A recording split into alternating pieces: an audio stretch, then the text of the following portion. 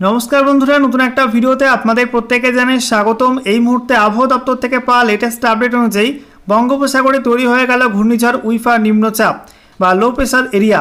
ইতিমধ্যেই কেন্দ্রীয় আবহাওয়া দপ্তর বা মৌসুম ভবন থেকে জানিয়ে দেওয়া হলো লেটেস্ট বুলেটিনে যে ঘূর্ণিঝড় উইফার সিস্টেমের প্রভাবে কিন্তু ইতিমধ্যেই বঙ্গোপসাগরে একটা লো প্রেসার এরিয়া বা নিম্নচাপ অঞ্চল তৈরি হয়ে গেছে, যার জেরে ইতিমধ্যেই আজ সকাল থেকে দক্ষিণবঙ্গে একাধিক জেলায় মেঘাচ্ছন্ন আকাশ, বৃষ্টিও হয়েছে বেশ কিছু অঞ্চলে এবং সেই সঙ্গে আগামীকাল থেকে বৃষ্টি কিন্তু আরও বাড়তে চলেছে, কারণ আগামীকাল এটা দক্ষিণ বাংলাদেশ উপকূল ঘেঁষে আস্তে আস্তে পশ্চিমবঙ্গের মধ্যে প্রবেশ করবে এবং তার জেরে কিন্তু ভারী থেকে অতি ভারী বৃষ্টি হবে। পশ্চিমবঙ্গ, বাংলাদেশ, ত্রিপুরা এই অঞ্চলগুলোই একই সঙ্গে উড়িষ্যার মধ্যে কিন্তু ভারী বৃষ্টিপাত হবে। তো বন্ধুরা, আজকের ভিডিওতে আমরা বিস্তারিত আলোচনা করব যে ঘূর্ণিঝড় উইফা নিম্নচাপ এই মুহূর্তে কোথায় অবস্থান করছে, কেন্দ্রীয় আবহাওয়া দপ্তর কি জানাচ্ছে, এটা শক্তি বাড়াবে এবং কোন দিকে যাবে, সেই সঙ্গে এই মুহূর্তে আর কি ওয়েদার সিস্টেম অবস্থান করছে দেশের কোন কোন অংশে, সেই সঙ্গে আগামী দিনগুলির জন্য কি ওয়েদার ওয়ার্নিং জারি করা হয়েছে, লেটেস্ট স্যাটেলাইট ইমেজ কি আপডেট দিচ্ছে এবং আগামী 7 দিনে বর্ষা কোন কোন অঞ্চলে কেমন কি হবে সমস্ত কিছুই পরপর জানানো হবে আজকের এই ভিডিওটির মাধ্যমে। তো ভিডিওটি ভালো লাগলে এবং ইনফরমেটিভ বলে মনে হলে অবশ্যই আপনারা ভিডিওটি একটি করে লাইক করে দেবেন, অবশ্যই ভিডিওটি প্রচুর শেয়ার করবেন। সেই সঙ্গে নতুন দর্শক হয়ে থাকলে লেটেস্ট ভিডিওর আপডেট সর্বপ্রথমে পাওয়ার জন্য চ্যানেলটিকে সাবস্ক্রাইব করে নিয়ে পাশে থাকা বেল আইকনে ক্লিক করে অল নোটিফিকেশন অপশানটিকে অন করে রাখবেন। লেটেস্ট আপডেট আপনারা সবার প্রথমে পেয়ে যাবেন। আর সেই সঙ্গে আমাদের ভিডিওটি আপনি এই মুহূর্তে কোন জেলা থেকে দেখছেন এবং সেই সঙ্গে আপনাদের জেলায় এই মুহূর্তে বৃষ্টিপাত হচ্ছে কিনা অবশ্যই কিন্তু কমেন্টে জানাতে ভুলবেন না। বন্ধুরা, প্রথমে আমরা দেখে নেব কেন্দ্রীয় আবহাওয়া দপ্তর বা মৌসুম ভবন কি জানাচ্ছে। তো মৌসুম ভবন তাদের লেটেস্ট বুলেটিনে জানিয়েছে, The remnant of tropical cyclone Uifa has emerged and under its influence a low pressure area has formed over the North Bay of Bengal at 5:30 hours of today the 24th July 2024। তো মৌসুম ভবন জানিয়ে দিল যে cyclone UEFA বা ঘূর্ণিঝড় UEFA সেটা কিন্তু বঙ্গোপসাগরে থাকা ঘূর্ণাবর্তের সঙ্গে মিশে গেছে এবং তার প্রভাবে কিন্তু আজকে 24 জুলাই নিম্নচাপ অঞ্চল বা লো প্রেসার এরিয়া তৈরি হয়ে গেছে উত্তর বঙ্গোপসাগরে, যেটা আপনাদেরকে বিগত 4 থেকে 5 দিন ধরে বলে আসছি যে বঙ্গোপসাগরে কিন্তু ঘূর্ণিঝড় উইফার প্রভাবে নিম্নচাপ অঞ্চল নতুন করে তৈরি হবে, সেটাই কিন্তু আজকে হয়ে গেল। আপনারা দেখতে পাচ্ছেন কেন্দ্রীয় আবহাওয়া দপ্তর কিন্তু ঘোষণা করে দিয়েছে। একই সঙ্গে জানিয়ে রাখি, এর সঙ্গে যুক্ত ঘূর্ণাবর্ত সেটা কিন্তু সমুদ্রপৃষ্ঠ থেকে 7.6 কিলোমিটার পর্যন্ত উচ্চতায় অবস্থান করছে এবং সেটা দক্ষিণ পশ্চিম দিকে হেলে রয়েছে। বলা হচ্ছে এটা আগামী 24 ঘন্টায় কিন্তু আরও শক্তি বাড়াবে, শক্তি বাড়িয়ে ওয়েল মার্ক হবে, অর্থাৎ সুস্পষ্ট নিম্নচাপ হবে আগামী 24 ঘন্টার মধ্যে। তারপরে বলা হচ্ছে it is likely to move west north west towards north Odisha and adjoining West Bengal coast during next 48 hours এবং তার পরবর্তী 48 ঘন্টায়, ঠিক আছে, এটা পশ্চিম উত্তর পশ্চিম দিকে এগোবে এবং উত্তর ওড়িশা উপকূল এবং তারপরে গাঙ্গেয় পশ্চিমবঙ্গ হয়ে এটা কিন্তু উত্তর পশ্চিম দিকে সরবে পরবর্তী 48 ঘন্টার মধ্যে। এরপর বলা হচ্ছে একটা আপার এয়ার সাইক্লোনিক সার্কুলেশন বা ঘূর্ণাবর্ত ছিল যেটা পশ্চিম মধ্য এবং সংলগ্ন উত্তর পশ্চিম বঙ্গোপসাগরে, সেই ঘূর্ণাবর্ত কিন্তু এই সাইক্লোন উইফা সিস্টেমের সঙ্গে মার্জ হয়ে গেছে বা মিশে গেছে। এরপরে বলা হচ্ছে মৌসুমি অক্ষরেখা সেটা কিন্তু এই মুহূর্তে পাস করছে শ্রী গঙ্গানগর, তারপরে হিসার, তারপরে হিন্দন, বারাণসী হয়ে তারপরে ঝাড়খণ্ডের মধ্যে প্রবেশ করেছে, ঝাড়খণ্ডের জামশেদপুর হয়ে দীঘার ওপর দিয়ে এটা পূর্ব দিকে দক্ষিণ পূর্ব দিকে মুখ করেছে এবং বলা হচ্ছে যে এই যে নিম্নচাপ অঞ্চল রয়েছে উত্তর বঙ্গোপসাগরে তার মধ্যবর্তী অঞ্চল পর্যন্ত বিস্তৃত রয়েছে। একই সঙ্গে বলা হচ্ছে একটা টাফ রেখা রয়েছে যেটা বলা হচ্ছে বিদর্ভ থেকে এই ঘূর্ণাবর্ত পর্যন্ত বিস্তৃত রয়েছে, অর্থাৎ উত্তর বঙ্গোপসাগরের যে নিম্নচাপের ঘূর্ণাবর্ত সেই ঘূর্ণাবর্ত পর্যন্ত বিস্তৃত আছে। এটা দক্ষিণ ছত্তিশগড়ের ওপর দিয়ে গেছে এবং সমুদ্রপৃষ্ঠ থেকে 5.8 কিলোমিটার পর্যন্ত উচ্চতায় অবস্থান করছে। একই সঙ্গে আরও একটা ঘূর্ণাবর্ত আছে দক্ষিণ পশ্চিম রাজস্থানের উপরে, যেটা সমুদ্রপৃষ্ঠ থেকে 3.1 কিলোমিটার পর্যন্ত উচ্চতায় অবস্থান করছে। একই সঙ্গে একটা পশ্চিমী ঝঞ্ঝা রয়েছে ঘূর্ণাবর্ত রূপে, যেটা জম্মু কাশ্মীর এবং সংলগ্ন হিমাচল প্রদেশের উপর রয়েছে, সমুদ্রপৃষ্ঠ থেকে 3.1 থেকে 5.8 কিলোমিটার মধ্যে অবস্থান করছে।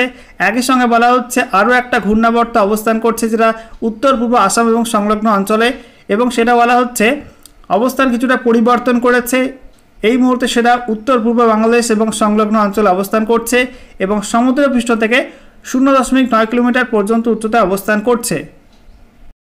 এবারে আমরা দেখে নেব এই সমস্ত ওয়েদার সিস্টেমের কারণে নতুন করে কোন কোন অঞ্চলের জন্য কী কী ওয়েদার ওয়ার্নিং জারি করা হয়েছে। তো তো বলা হচ্ছে পূর্ব আর মধ্য ভারতের ক্ষেত্রে অত্যাধিক ভারী বৃষ্টিপাত হবে আজকের বাকি সময়টা এবং আগামীকাল 25 জুলাই। কোথায় কোথায় বলা হয়েছে ওড়িশার মধ্যে কিন্তু অত্যাধিক ভারী বৃষ্টি হবে।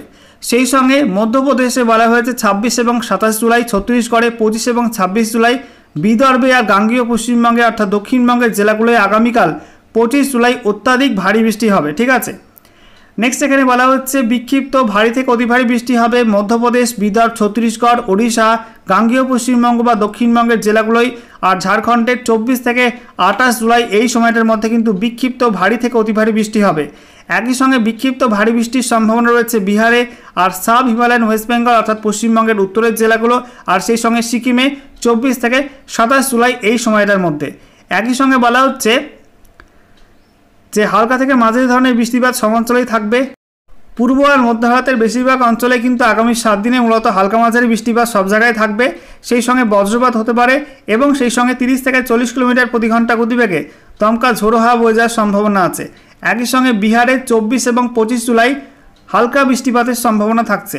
এদিকে উত্তর পূর্ব ভারতের ক্ষেত্রে বলা হয়েছে উত্তর পূর্ব ভারতে মূলত হালকা মাঝারি বৃষ্টিপাত হবে, তার মধ্যে বজ্রবিদ্যুৎ সহ বৃষ্টি হতে পারে, বিক্ষিপ্ত ভারী বৃষ্টিপাতের সম্ভাবনা থাকবে আগামী 5 দিনের মধ্যে।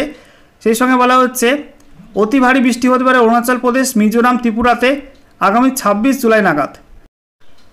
সেই সঙ্গে আপনাদেরকে জানিয়ে রাখি মৎস্যজীবীদের জন্য কিন্তু ওয়েদার ওয়ার্নিং দেওয়া হয়েছে। বলা হচ্ছে বঙ্গোপসাগর এবং আরব সাগর দুটোই কিন্তু উত্তাল হবে এবং বলা হচ্ছে আজ থেকে আগামী 29 জুলাই 2025 তারিখ পর্যন্ত বঙ্গোপসাগরের ক্ষেত্রে বলা হয়েছে অন্ধ্রপ্রদেশ, ওড়িশা, গাঙ্গীয় পশ্চিমবঙ্গ, তারপরে বাংলাদেশ, মায়ানমার উপকূল, গলফ অফ মান্নার সাগর, সেই সঙ্গে আন্দামান সাগর। ঠিক আছে, এই অঞ্চলগুলোই ফিশারম্যানদের জন্য অ্যালার্ট থাকছে। বলা হয়েছে আগামী 29 জুলাই পর্যন্ত এই সমস্ত অঞ্চলে যেন মৎস্যজীবীরা না যায়। ঠিক আছে, একই সঙ্গে বলা হচ্ছে most parts of south bay of Bengal enter and central and north bay of Bengal along and off Tamil Nadu coast during 24 to 28 July, north Andaman sea during 28 to 29 July.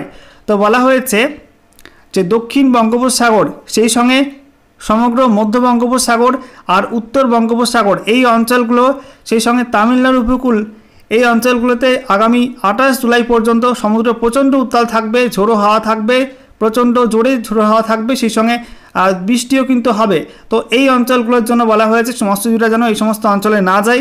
একই সঙ্গে উত্তর আন্দামান সাগরে কিন্তু আগামী 28 থেকে 29 জুলাই এই সময়টার মধ্যে মৎস্যজীবীদের জন্য নিষেধাজ্ঞা জারি করা হয়েছে।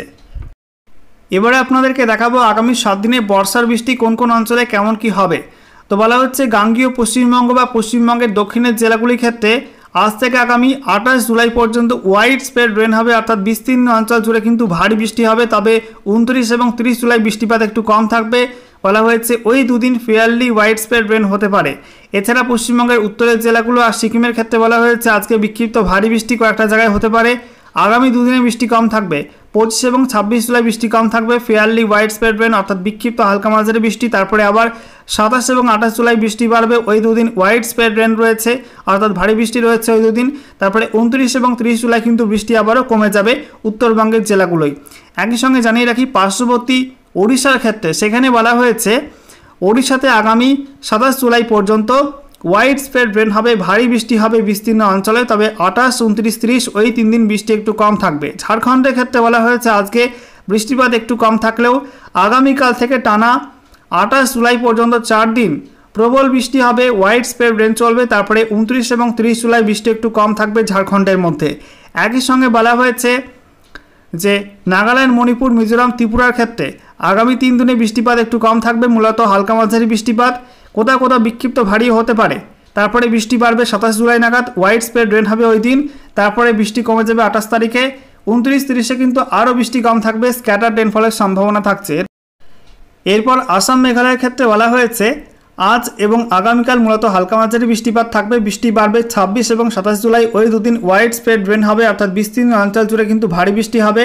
তারপরে বলা হচ্ছে 28, 29, 30 ওই 3 দিন বৃষ্টিপাত একটু কম থাকবে, ওই অঞ্চলগুলোই মূলত হালকা মাঝারি বৃষ্টিপাতের সম্ভাবনা। আর বিহারে বলা হয়েছে আজকে চিটে ফোটা বৃষ্টির সম্ভাবনা, আগামী দুদিনে বৃষ্টি কিছুটা বাড়বে, ফেয়ারলি ওয়াইড স্প্রেড রেন হবে। তারপরে 27 থেকে 30 জুলাই পর্যন্ত বৃষ্টিপাত কিন্তু অনেকটাই কমে যাবে, মূলত বিক্ষিপ্ত চিটে ফোটা বৃষ্টির সম্ভাবনা থাকবে বিহারের মধ্যে। বন্ধুরা এবারে আমরা দেখে নেব অনলাইন ওয়েদার সিস্টেম কি আপডেট দিচ্ছে। দেখতে পাচ্ছেন ইতিমধ্যে কিন্তু উত্তর বঙ্গোপসাগরে নিম্নচাপটা তৈরি হয়ে গেছে এবং বাঁক নিতে শুরু করেছে ইতিমধ্যেই। আপনারা দেখতে পাচ্ছেন এই যে অঞ্চলটা রয়েছে গাঙ্গেয় পশ্চিমবঙ্গ, বাংলাদেশ, ঠিক আছে, ওড়িশার উত্তর সাইড আর উত্তর বঙ্গোপসাগর জুড়ে কিন্তু লো প্রেশার এরিয়া অবস্থান করছে। দেখতে পাচ্ছেন এর লেখা রয়েছে, এটা হচ্ছে লো প্রেশার এরিয়া আর তার সেন্টার পয়েন্ট কিন্তু এই মুহূর্তে বঙ্গোপসাগরের মধ্যেই রয়েছে। তার জেরে বৃষ্টিপাত হলেও কিন্তু এখনও ঝোড়ো হাওয়া শুরু হয়নি, ঝোড়ো হাওয়া আগামীকাল থেকে শুরু হবে, ঠিক আছে। এবারে আপনাদেরকে দেখাবো কোন কোন অঞ্চলে বৃষ্টিপাত হয়েছে। তো গতকাল রাত থেকেই ত্রিপুরা থেকে বৃষ্টিপাত শুরু হয়েছে, তারপরে বাংলাদেশের মধ্যে বিভিন্ন অঞ্চলে বৃষ্টি হয়ে, আসাম মেঘালয়ের মধ্যে কিছু কিছু অঞ্চলে বৃষ্টি হয়ে, আজকে পশ্চিমবঙ্গের মধ্যে কিন্তু বেশ কিছু অঞ্চলে বৃষ্টি হয়েছে, মূলত দক্ষিণবঙ্গে বৃষ্টি হয়েছে। দেখতে পাচ্ছেন সকালের দিকে নদিয়া, সেই সঙ্গে মুর্শিদাবাদ, উত্তর এবং দক্ষিণ 24 পরগনা, হুগলি, পূর্ব বর্ধমানে বৃষ্টি হয়ে তারপরে আস্তে আস্তে কিন্তু পশ্চিমের দিকে বৃষ্টিটা ছড়িয়েছে। আমরা দেখতে পাচ্ছি যে দুপুরে বৃষ্টি হয়েছে দুর্গাপুর, বাঁকুড়া, সেই সঙ্গে সোনামুখী, বিষ্ণুপুর, ভারী বৃষ্টি হয়েছে বর্ধমান, সেই সঙ্গে গুসকরা, বোলপুর, এদিকে আমরা দেখতে পাচ্ছি সিউড়ি, একই সঙ্গে আপনাদেরকে দেখাবো কাটোয়া, বিষ্ণুপুর, কতুলপুর, আরামবাগ, চন্দ্রকোনা, গোয়ালতোড়, খাতড়া, ঠিক আছে, এই সমস্ত অঞ্চলগুলোয় বৃষ্টি হয়েছে। একই সঙ্গে আমরা দেখতে পাচ্ছি খড়গপুর, বালিচক, বেলদা, পিংলা, বেলি, কেশিয়ারি, তারপরে নয়াগ্রাম, এদিকে দাঁতন, ঠিক আছে, কাথি, দীঘা, মন্দারমণি, এই সমস্ত অঞ্চলে বৃষ্টি হয়েছে। এবারে আমরা দেখে নেব এই মুহূর্তে স্যাটেলাইট ইমেজ অর্থাৎ উপগ্রহ চিত্র কি আপডেট দিচ্ছে। দেখতে পাচ্ছেন বন্ধুরা গোটা বঙ্গোপসাগর জুড়ে কিন্তু ভারী মেঘ রয়েছে আর সেই সঙ্গে ভারী মেঘ এই মুহূর্তে অবস্থান করছে গাঙ্গেয় পশ্চিমবঙ্গের পশ্চিমের জেলাগুলো আর সংলগ্ন ঝাড়খণ্ডের মধ্যে আর উত্তর ওড়িশার মধ্যে কিন্তু প্রচণ্ড ভারী মেঘ রয়েছে। পূর্ব দিকের জেলাগুলো কিন্তু মেঘ কমে গেছে, সকালে যে মেঘ ছিল সেই মেঘই কিন্তু পশ্চিম দিকে সরে এসছে। তার জেরে পুরুলিয়া, বাঁকুড়া, পশ্চিম বর্ধমান, সেই সঙ্গে ঝাড়গ্রাম, পশ্চিম মেদিনীপুর, হুগলির একাংশ এবং পূর্ব বর্ধমান একাংশে কিন্তু এই মুহূর্তে ভারী মেঘ রয়েছে। আর ঝাড়খণ্ডের মধ্যে আমরা দেখতে পাচ্ছি রাঁচি, জামশেদপুর, ঠিক সেই সঙ্গে আমরা দেখতে পাচ্ছি বাদাম পাহাড়, এই সমস্ত অঞ্চলগুলোয় ভারী মেঘ রয়েছে। একই সঙ্গে ধানবাদ, গিরিদি, এই সমস্ত অঞ্চলে কিন্তু ভারী মেঘ আস্তে আস্তে প্রবেশ করছে। উত্তর ওড়িশায় দেখতে পাচ্ছেন ভুবনেশ্বর, কামাখ্যানগর, এই সমস্ত অঞ্চলগুলো কিন্তু প্রচণ্ড ভারী মেঘ এই মুহূর্তে অবস্থান করছে। উত্তরবঙ্গের ছবিটা আপনাদেরকে দেখাবো। উত্তরবঙ্গে কিন্তু মেঘ নেই খুব একটা, দেখতে পাচ্ছেন হালকা হালকা মেঘ রয়েছে দক্ষিণ দিনাজপুর, মালদায়। তবে উত্তরবঙ্গের ওপরের যে 5 জেলা দার্জিলিং, কালিম্পং, জলপাইগুড়ি, আলিপুরদুয়ার, কোচবিহার কিন্তু অসহ্যকর গরম, সেই সঙ্গে পরিষ্কার আবহাওয়া বলা যায়। একই সঙ্গে আমরা দেখতে পাচ্ছি পার্শ্ববর্তী আসাম, মেঘালয় ভারী মেঘ তৈরি হয়েছে। এছাড়া ত্রিপুরার মধ্যে কিন্তু আংশিক মেঘলা আকাশ, বাংলাদেশের মধ্যে আংশিক মেঘলা আকাশ। তাছাড়া আমরা দেখতে পাচ্ছি উত্তর বাংলাদেশের ময়মনসিংহ আর সেই সঙ্গে রংপুরে একটু ভারী মেঘ রয়েছে।